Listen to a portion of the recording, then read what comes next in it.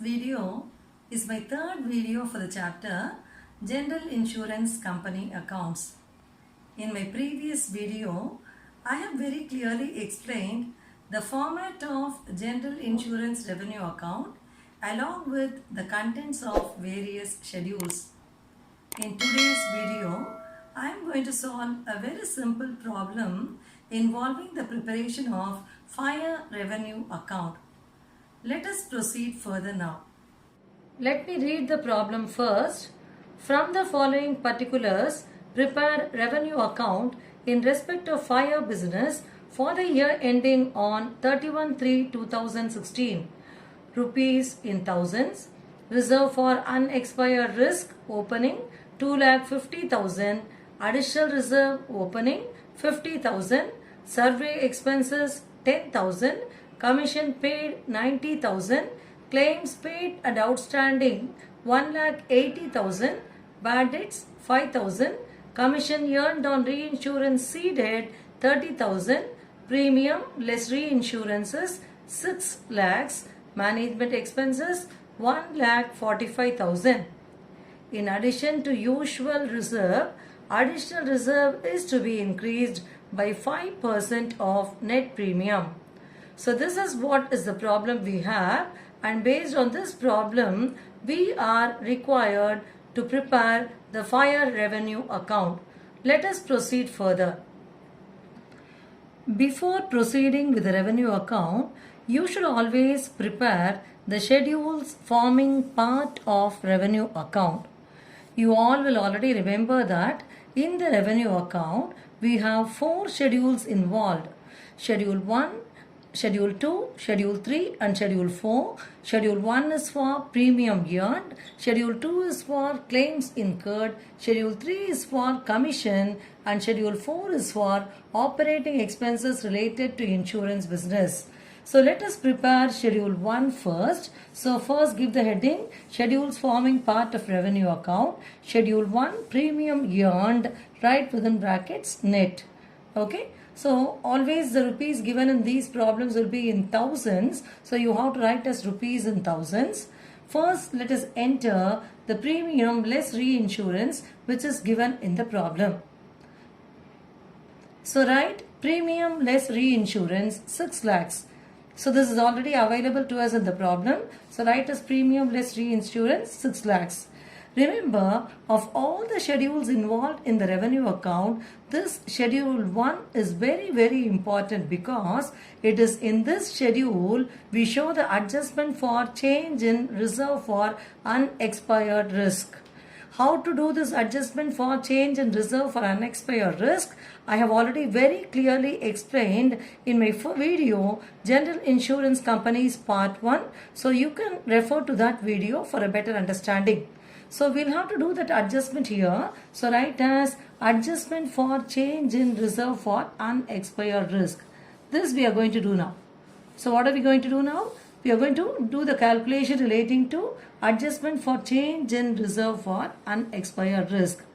So for the purpose of doing this, first you have to calculate the closing reserve, which you have to do where you have to do the calculation, and you will have to compare it with the opening reserve which will already be available in the problem.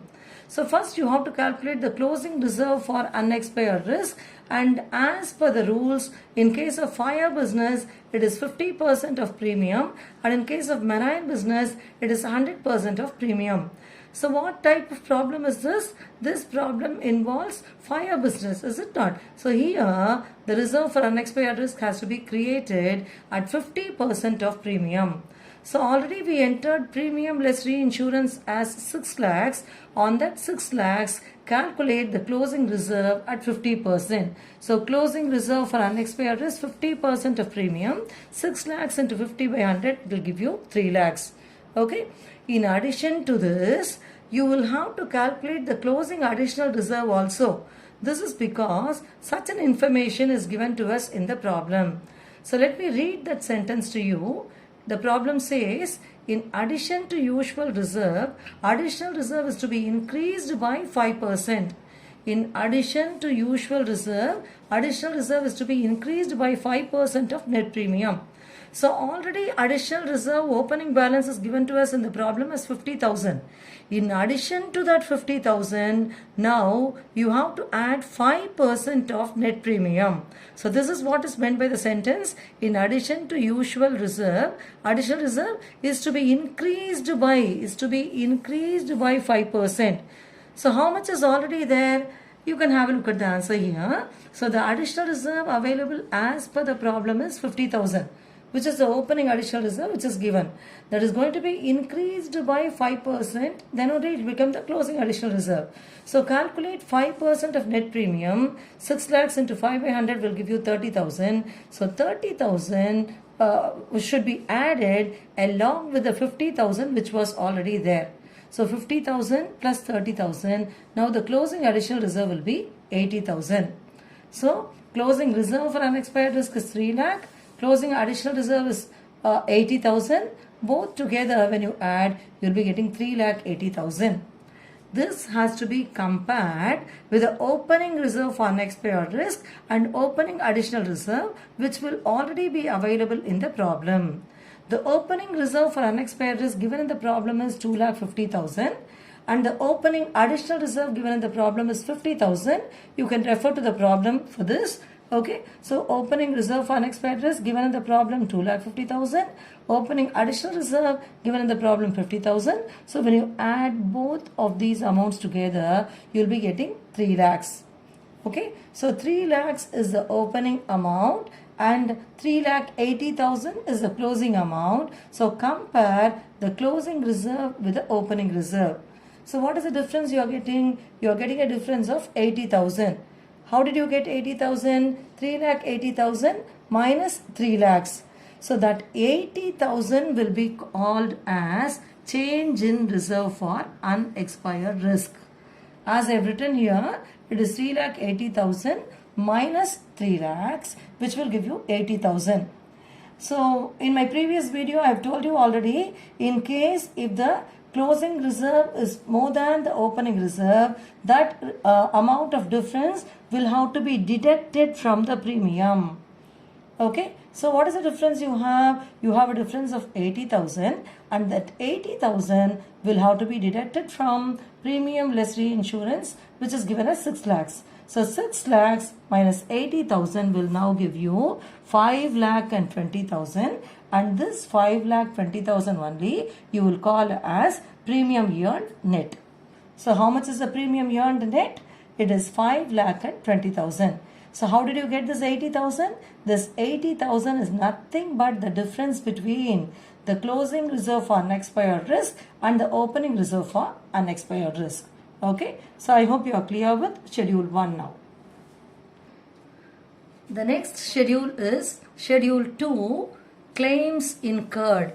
Okay, what is schedule 2? Schedule 2 is claims incurred net. We have tried within brackets net. So you are already given in the problem claims paid and outstanding 1,80,000. Claims paid and outstanding, how much is given? 1,80,000. And remember, all these rupees are rupees in thousands. So you have to make a mention there. Okay, so just under the setting schedule 2 claims incurred, write that item claims paid and outstanding 1,80,000. No other information is available relating to this schedule. So schedule 2 is over with this. Then the next schedule we have is schedule 3 commission. So what is schedule 3? Schedule 3 is for commission. So under the schedule 3 we will be entering commission paid. So commission paid is already given to us in the problem as 90,000. So write commission paid 90,000. And then you have another piece of information relating to commission. Commission earned on reinsurance ceded. I have already told you in my previous videos, if you have commission on reinsurance accepted, it will be added along with commission.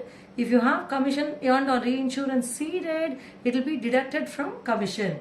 So what do we have here? Here we have commission earned on reinsurance ceded. So that has to be deducted. So write as less commission earned on reinsurance ceded 30,000. So when you deduct 30,000 from 90,000, you will be getting 60,000. So this will be the amount for schedule 3 commission. How much is that? 60,000. Now we have come to the last schedule, that is Schedule 4. Schedule 4 is for operating expenses related to insurance business. Okay, so under this heading, all those expenses incurred in the day-to-day operations of the insurance business will come. So we have three such items involved as far as this problem is concerned. So we have survey expenses 10,000, then we are given bad debts 5,000, and you have one more item, that is management expenses 1,45,000. So these three items will come under Schedule 4. Survey expenses, bad debts, management expenses. So the total will come to 1,60,000 now, and this will be the total for Schedule 4. Having prepared all the schedules, namely Schedule 1, 2, 3 and 4, let us proceed with the preparation of the revenue account. So before you proceed with the revenue account, first of all, giving the heading is very important. So you will be giving the heading as revenue account of a fire business. No name is available in the problem. So simply write as revenue account of a fire business for the year ending 31/3/2016. This is the date which is given to us in the problem. So one main column will be for particulars and have a column for schedule number, and then the amount column is for current year, rupees in thousands. As per the format, you will be having one more amount column for previous year, but generally when we work out the answers, we don't show that. It is enough if you show the current year column alone. So I hope you will be able to recollect the format. First, as per the format, we will be having premium earned net, that is as per Schedule 1, and we have already calculated this as 5,20,000. Enter that. And as per the format, you are supposed to enter profit on sale of investments, other incomes, then interest, dividends and rents if any. But no such information is available in this problem, so put nil. Profit on sale of investments nil, other incomes nil, interest, dividends and rents nil. Now find out total, and that total will be called as total A, which will come to 5,20,000. Okay, usually total A will be the total of premium earned, profit on sale of investments, other income, then interest, dividends and rents. But in this problem, since you don't have this profit on sale of investment, other incomes, interest, dividends and rents and so on, the total of total A and premium earned happens to be the same. Okay, so it is the same 5,20,000. Now enter the next schedule, claims incurred, Schedule 2, which we have already calculated as 1,80,000. Then Schedule 3 is for commission, Schedule 3, 60,000. Then operating expenses related to insurance business, that is Schedule 4. This already we arrived at as 1,60,000. So enter 1,60,000. Now you have to find out the total B. Remember, total A is for income and total B is for expenses. Total B is nothing but the total of Schedules 2 plus 3 plus 4. All these are schedules relating to expenses. Okay. So how much is the total B? Total B now comes to 4 lakhs. So total A is 5,20,000, which represents the income, and total B is 4 lakhs, which represents the expenses. Now let us arrive at the operating profit C, which is nothing but A minus B, which is nothing but 5,20,000 minus 4 lakhs, which will give you 1,20,000. Okay, since income is more than expenses, obviously you will be getting only profit, which you will call as operating profit. And how much is the operating profit we are getting now? Operating profit C is equal to A minus B, which is 5,20,000 minus 4 lakhs, which will give you ultimately 1,20,000. In case if you are given any appropriations like transfer to shareholders account, transfer to catastrophe reserve, transfer to any other reserve and so on, you will be proceeding after this step. But we don't have any such information available in this problem. So the answer for this particular problem ends with this. So we have prepared the revenue account and we have arrived at the operating profit as 1,20,000. I hope you are clear with how we arrived at this answer. So today we have worked out a very simple problem involving the preparation of fire revenue account. While preparing the revenue account, you have to pay attention to the preparation of schedules also, because If you make a mistake in the schedules, your revenue account answer will go wrong. And spend some time in preparing schedule 1, that is premium, because it is only in schedule 1 we are showing the adjustment relating to change in reserve for unexpired risk. This change you have to calculate very carefully. Okay, so I hope you are clear with what all I have explained in today's problem. If you like this video, subscribe to my channel. Thank you very much for watching this video.